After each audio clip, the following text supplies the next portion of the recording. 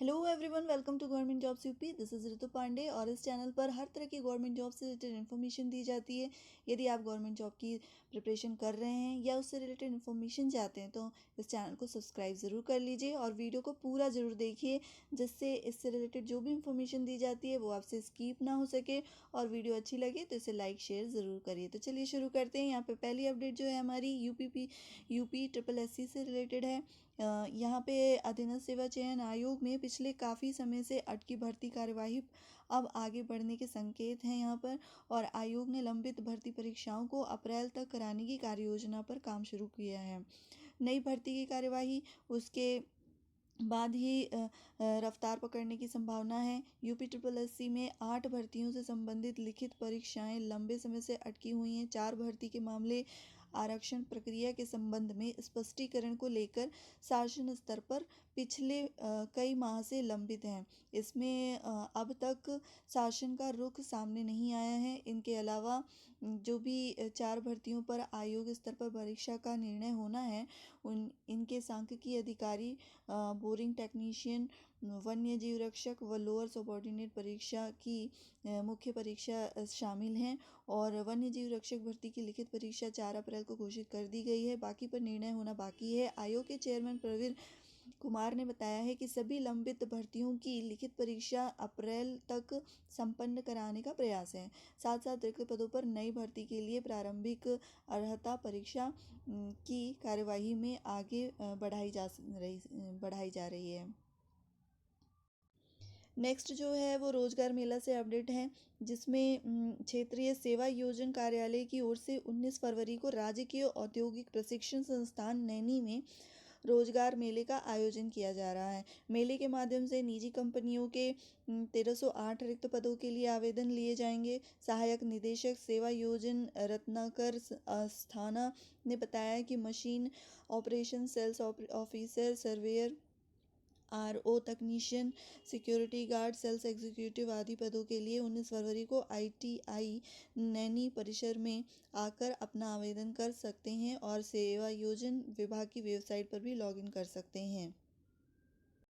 यहाँ पे इस अपडेट में हम देखेंगे कि यूपी शिक्षा मित्रों ने जो है वो 30,000 रुपये मासिक मानदेय बढ़ाने की मांग की है।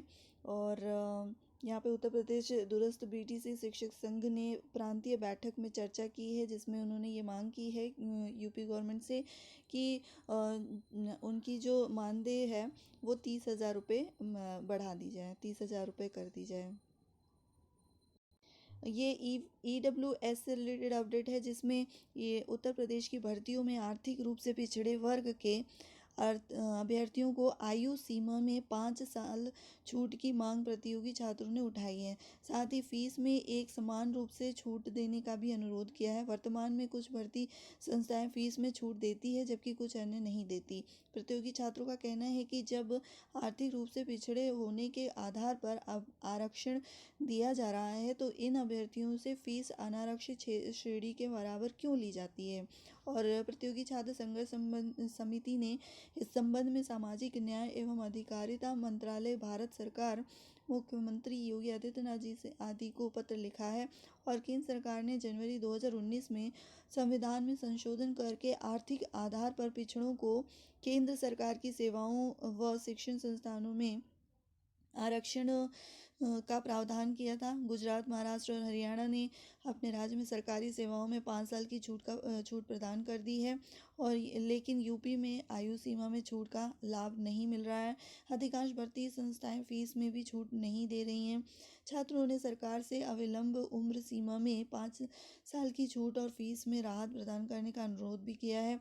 ये और EWS आरक्षण का वास्तविक लाभ गरीब परिवार से आने वाले छात्र छात्राओं को मिल सके।